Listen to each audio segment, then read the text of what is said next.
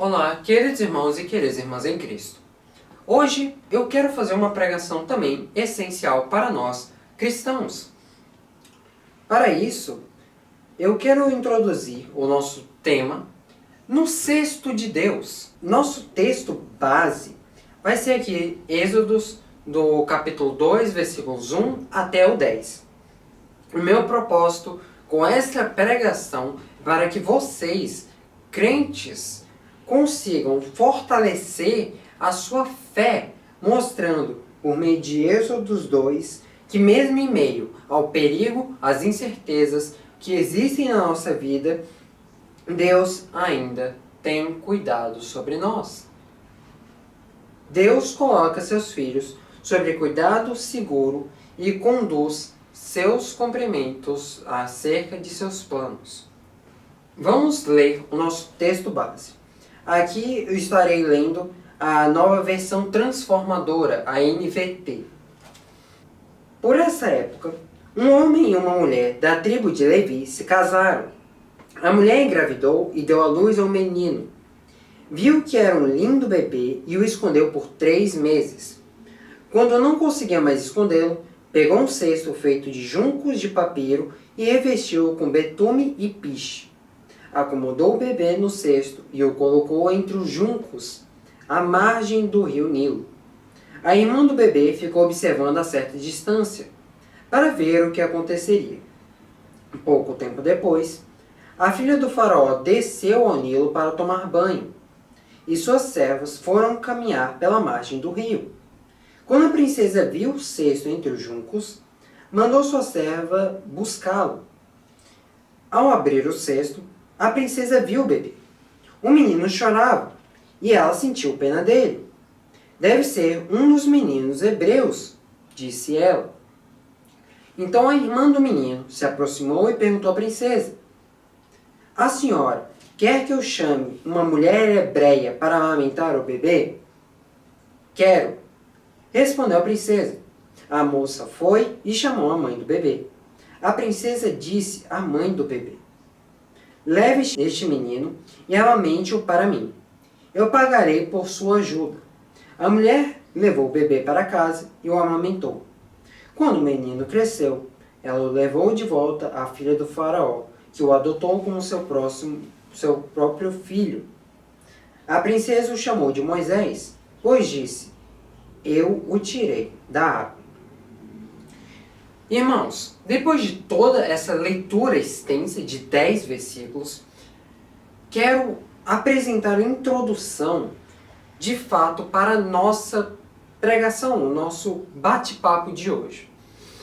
Para que vocês compreendam, Êxodos, aqui neste começo, nós vimos que os hebreus estavam sob o domínio do povo egípcio. E o faraó, ele viu que o povo hebreu estava se multiplicando com grande rapidez e com muita força, assim opondo uma forte posição para os egípcios. Porque todos nós sabemos, se tem uma maioria, a chance de nós continuarmos no poder vai diminuindo, porque eles estão criando força. Assim, o faraó disse: Olha, os hebreus só podem ter filhas mulheres. Se eles tiverem filhos homens, mate-os. E nesse contexto, vemos o nascimento de Moisés. Então, esse tempo para o povo hebreu não era um momento feliz. Era um momento de opressão e medo. Não é muito diferente para pessoas que sofrem hoje em dia. Temos oposições, temos pessoas que vão contra os princípios cristãos, temos pessoas que até atacam os cristãos. E, como eu já havia dito, o faraó havia decretado a morte a todos esses meninos hebreus. E assim, para o povo hebreu, eles pensavam: não temos mais esperança. Mas Deus já estava um passo à frente. Ele já tinha começado a escrever o livro, a história do livramento, que ficaria marcado para o povo israelita. O cesto colocado no rio não era apenas um improviso de uma mãe desesperada. Era um símbolo da mão de Deus guiando a história. Irmãos, eu quero que vocês reflitam nisso. Aqui teremos 3 tópicos que iremos discutir ao longo dessa pregação: a aprovação, a providência e o propósito. Agora, antes de adentrar de fato nessa pregação, eu quero que vocês pensem como os pais e as mães daquela época. Imaginem que vocês têm um filho, uma criança a qual você se importa muito. Você olha, você vê aquela criança bonita, fofa, um recém-nascido. Porém, aquele menino pode ter sua vida arrancada e ceifada por algo que não é culpa dele. E você pode perder aquele seu filho, a qual você tanto ama. Você, como pai e mãe, o que você faria? Você lutaria pela sobrevivência do neném? Ou você apenas deixaria ele morrer? Nessa história, vemos que a mãe, ela não ia deixar isso simplesmente ocorrer. Ela buscou pela sobrevivência do seu filho. Assim ela joga o cesto lá no mar e reza para que Deus faça com que a criança viva. Ela ora. Assim, vemos tudo o que iria acontecer. Agora, entrando de fato na própria pregação.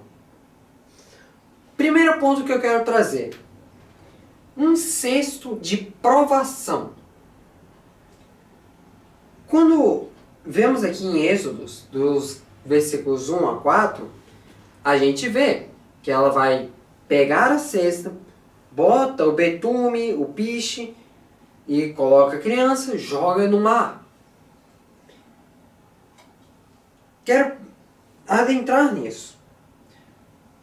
O cesto, naquele momento, naquela situação, ele foi uma prova extrema. Imagina você, uma mãe, ter que colocar o seu filho num cesto sem saber o que iria acontecer com ele.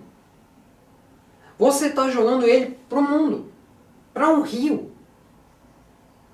Vai que ele passe dias pelo rio e ele morra. Você não sabe o que vai acontecer com ele. Ele pode cair na mão de egípcio, ele pode cair na mão de qualquer outra pessoa mal intencionada.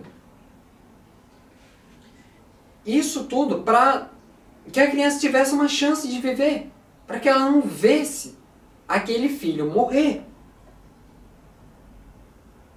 E aquele rio, sendo um símbolo de morte, mostrava com que aquele cesto tinha um contraste, uma oposição. A mulher tinha fé, ela botou fé que aquele cesto iria guiar aquele filho até um local que ele pudesse crescer, ele pudesse viver.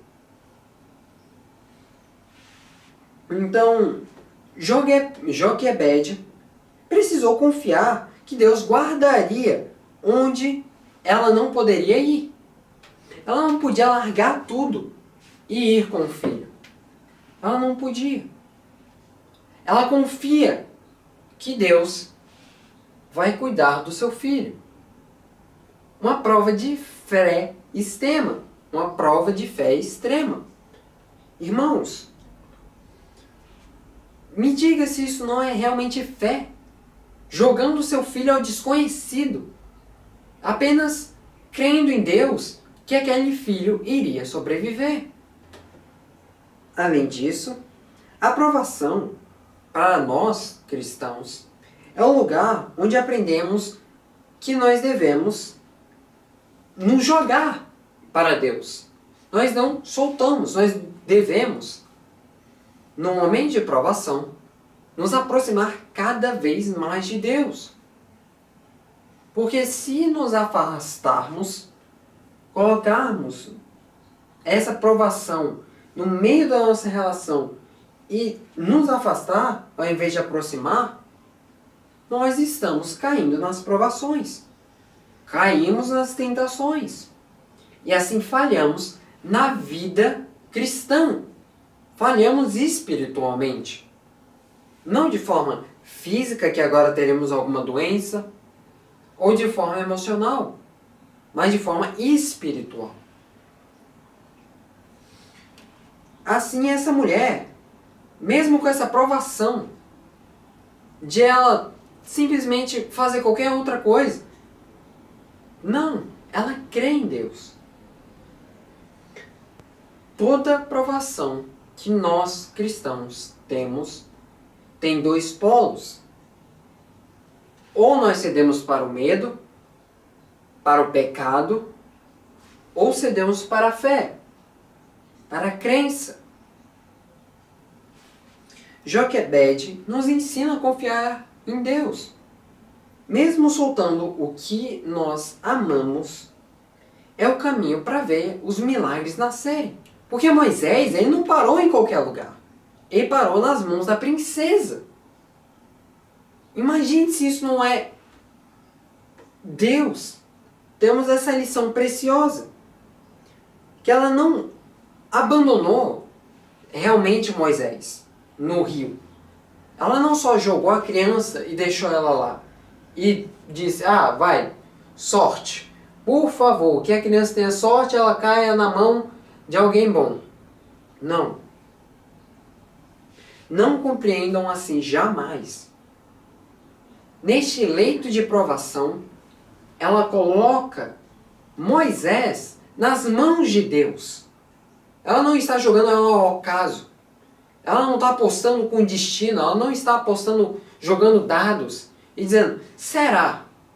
Não. Ela confia em Deus. Que Deus irá proteger aquela criança. Ela entregou aquela criança para Deus. Vamos para o nosso segundo ponto. Um sexto da providência. Êxodos, no capítulo 5 até 6. Quando a filha do faraó, ela vem, desce para se lavar no rio, e ela vê aquele cesto. E ela manda a sua criada que pega aquele cesto. Vamos agora interpretar isso, analisar por que cesto da providência.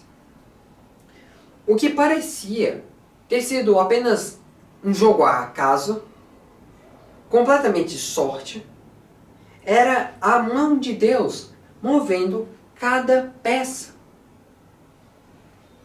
deixando tudo alinhado para um momento exato, um momento ideal. A providência divina transforma até os instrumentos daquele inimigo em resultado de salvação. Prestem bem atenção. Olha, o faraó manda matar todos os meninos hebreus.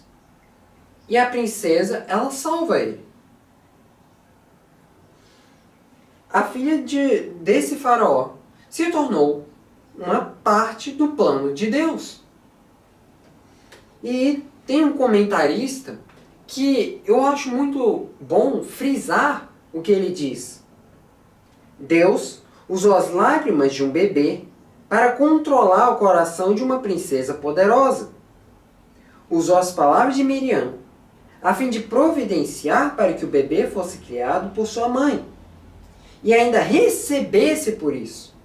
A mãe recebeu para amamentar o seu próprio filho, o que era para ser uma coisa natural, para ela nem ser paga, porque o leite é natural dela, ela teria que amamentar a criança, mas ela estava sendo paga pela própria princesa para fazer o que é direito de uma mãe. Então, devemos observar. Nada que pertence a Deus fica perdido no rio. Ele vai guiar esse cesto até a margem correta. o que podemos compreender é que quando estamos no cesto de Deus, não andamos por sorte. Não é sorte, irmãos. Tirem isso da sua cabeça. Não é sorte que temos na nossa vida. Existe um planejamento por trás. Deus está movendo as peças. Então, tirem essa palavra da sua cabeça, de que tudo é sorte. Não.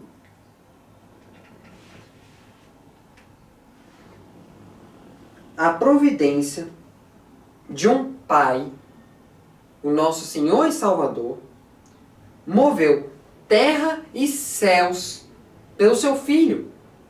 Deus guiou aquela cesta naquela margem exatamente para o local e no momento exato em que a princesa iria tomar banho.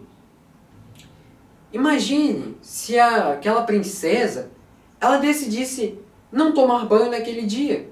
Ela demorasse um tempo de uma semana. A criança poderia ter morrido.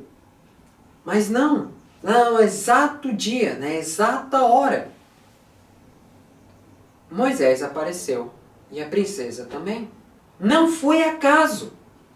Foi o planejamento de Deus. É um cesto de propósito. Já falei que ele foi um cesto de providência e também um cesto de provação. Mas agora, um cesto de propósito. Vamos para os últimos versículos, o 9 e o 10. Quando a filha do faraó diz para a mulher criar e que ia dar um salário, o menino também se transformou na filha do faraó. E ela deu esse nome, Moisés. O que podemos analisar deste trecho? O menino da cesta, ele não foi apenas salvo, mas ele, Moisés, foi separado para salvar uma nação inteira. Ele foi poupado para um propósito. Deus, ele não preserva apenas vidas. Ele preserva propósitos eternos. O que Moisés fez marca Israel até o período atual. É um propósito que perpetua até atualmente. Aquele cesto frágil foi o instrumento que carregou o maior líder de Israel. O cesto foi feito de juncos de papiro, revestido com betume e piche. Juncos de papiro, betume e piche. São coisas inimagináveis. Um cesto que poderia ter sido dilacerado. Quando Deus nos coloca em seu cesto, não é apenas para nos proteger, mas para nos conduzir até o propósito final de nossas vidas. Eu quero concluir essa pregação que o cesto de Moisés, ele não é qualquer cesto. Ele não é qualquer história da parte da Bíblia. Ele é um lembrete de que a mão de Deus está presente até nos nossos momentos mais frágeis. Até quando nós estamos no fundo do poço, Deus está nos observando. Lá depois, no Novo Testamento, nós vemos Paulo também comentar sobre isso, não sobre Êxodos, mas sobre a fraqueza. Quando ele menciona o espinho na carne que ele tem e de quantas vezes ele pediu para o Senhor o livrar. Mas mesmo assim o Senhor não o tirou e explicou. E assim Paulo entendeu. Quando nós somos fracos, é que somos fortes. Então, nas nossas fraquezas, Deus está preparando algo. Está nos fortalecendo. Irmãos, quando nós pedimos sabedoria, Deus não vai magicamente colocar sabedoria na sua cabeça. Ele vai colocar quebra-cabeças difíceis. Vai lhe dar situações para você pensar de forma sábia. Se você quer força, Deus irá lhe dar os problemas para você ter força. Naquele cesto de Deus, houve a provação que fortaleceu a fé. No cesto de Deus, houve a providência que guiou a cada detalhe. No cesto de Deus, há propósito que vai além do que podemos imaginar. Você esteja nesse seu próprio cesto hoje, cercado por águas de incerteza, estando incerto do seu futuro, incerto do que vai acontecer com você. Porém,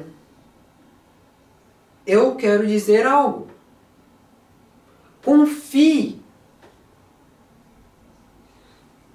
Se o cesto está nas mãos de Deus, nada pode tirar este cesto do plano que Deus tem para ele. Se naquele cesto frágil, um cesto aleatório qualquer, Moisés se transformou nisso tudo, Deus pode fazer o mesmo na sua vida e na vida de milhares outras. Assim, eu quero que você deposite, igual Joquebede depositou toda a sua fé naquele cesto, que você deposite toda a sua fé em Cristo, que Ele irá transformar a sua vida. Venham, orem comigo, irmãos. Senhor, meu Deus, meu Pai Celestial, o que você possa fazer, Senhor, os nossos irmãos entenderem.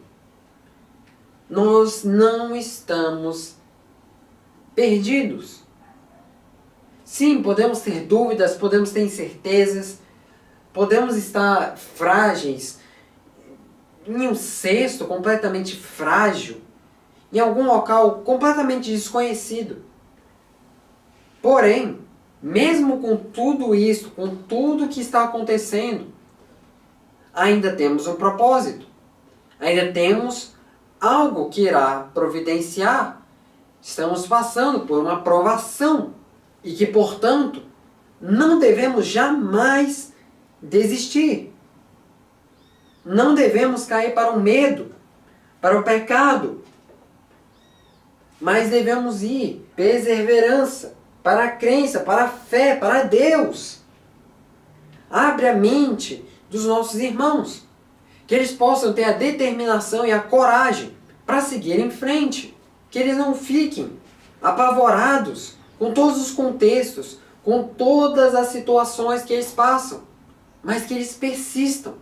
Assim como Paulo, com aquele espinho na carne, ele continuou, mesmo naquele momento de fraqueza, ele ainda permanecia forte. E que os nossos irmãos continuem agindo como Paulo, que eles tenham a mesma ideia e o conceito de Paulo.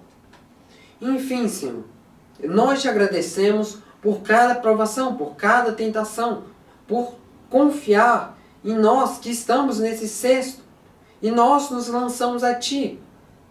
Por isso, Senhor, nos guia e cuida de nós. Em Teu nome eu oro, Senhor. Amém.